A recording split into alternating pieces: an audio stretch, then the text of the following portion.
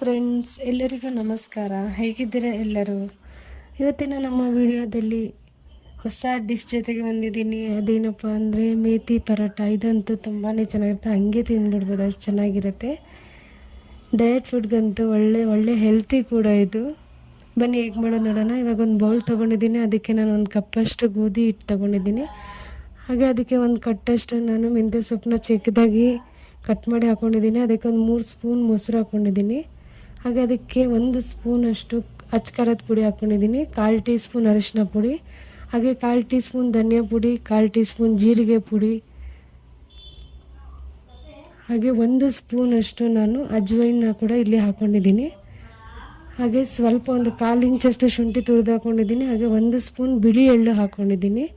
ಇದು ಆಪ್ಷನಲ್ಲು, ಬೇಕಾದರೆ ಹಾಕ್ಕೊಳ್ಬೋದು. ಹಾಗೆ ರುಚಿಗೆ ತಕ್ಕಷ್ಟು ಉಪ್ಪು ಹಾಕ್ಕೊಂಡು ಚೆನ್ನಾಗಿ ನೀರೇನು ಹಾಕ್ಕೊಂಡಿರ ಹಾಗೆ ಮಿಕ್ಸ್ ಮಾಡ್ಕೊತಾ ಇದ್ದೀನಿ. ಬೇಕಾದರೆ ಸ್ವಲ್ಪ ನೀರನ್ನ ಚಿಮ್ಮಿಸಿ ಮತ್ತು ನಾವು ಚಪಾತಿ ಅದಕ್ಕೆ ನಾವು ಇದನ್ನು ಕ್ಲೀನಾಗಿ ಕಲಿಸ್ಕೊಳ್ಬೇಕು. ಹಾಗೆ ನಾನು ಇಲ್ಲಿ 1 ಸ್ಪೂನ್ ಆಯಿಲ್ ಹಾಕ್ಕೊಂಡು ಚೆನ್ನಾಗಿ ಮಿಕ್ಸ್ ಮಾಡಿ ಇವಾಗ ಇದನ್ನು ಒಂದು 15 ನಿಮಿಷಗಳ ಕಾಲ ನೆನೆಸಿಡ್ತಾ ಇದ್ದೀನಿ. ನೋಡಿ, 15 ನಿಮಿಷ ಆದಮೇಲೆ ಈ ಥರ ಆಗಿದೆ, ಫುಲ್ ಸಾಫ್ಟಾಗಿದೆ. ಈಗ ನಾನು ಇದನ್ನು ಮೀಡಿಯಮ್ ಸೈಜಾಗಿ ಹೊತ್ಕೊಂಡು ಅದಕ್ಕೆ ನಾನು 1 ಸ್ಪೂನ್ ಆಯಿಲ್ ಹಾಕ್ಕೊಂಡು ನೀಟಾಗಿ ಸ್ಪ್ರೆಡ್ ಮಾಡಿಕೊಂಡು ಅದನ್ನ ಫೋಲ್ಡ್ ಮಾಡ್ಕೊತಾ ಇದ್ದೀನಿ. ಫೋಲ್ಡ್ ಮಾಡಿಕೊಂಡು ಇದನ್ನ ಹಾಗೆ ಕೂಡ ನೀವು ಲಟ್ಟಿಸ್ಬೋದು. ನಾನು ಈ ಥರ ಫೋಲ್ಡ್ ಮಾಡಿ ಲಟ್ಟಿಸ್ಕೊತಾ ಇದ್ದೀನಿ, ಚೆನ್ನಾಗಾಗತ್ತೆ,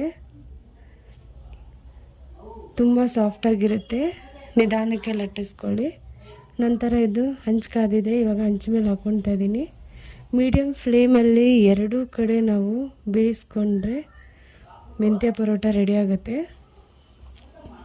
ತುಂಬಾ ಚೆನ್ನಾಗಿರುತ್ತೆ. ನೀವು ಇದನ್ನು ಹಾಗೇ ತಿಂದ್ಬಿಡ್ಬೋದು, ಈಸಿಯಾಗಿ ಮಾಡ್ಕೊಳ್ಬೋದು, ಯಾರು ಬೇಕಾದ್ರೂ. ಅಷ್ಟು ಚೆನ್ನಾಗಿರುತ್ತೆ, ಅಷ್ಟು ರುಚಿಯಾಗಿರುತ್ತೆ ನಿಮಗೆ.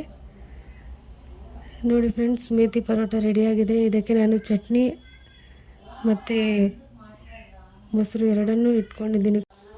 ನೀವು ಯಾವುದ್ರಲ್ಲಾದರೂ ತಿನ್ಬೋದು ಇದನ್ನು, ಅಷ್ಟು ಚೆನ್ನಾಗಿರುತ್ತೆ ಟೇಸ್ಟ್. ಖಂಡಿತ ಮನೇಲಿ ಒಂದ್ಸಲ ಟ್ರೈ ಮಾಡಿ, ಹೇಗಿದೆ ಅಂತ ನಮ್ಮ ಕಮೆಂಟ್ ಸೆಕ್ಷನಲ್ಲಿ ಕಮೆಂಟ್ ಮಾಡಿ.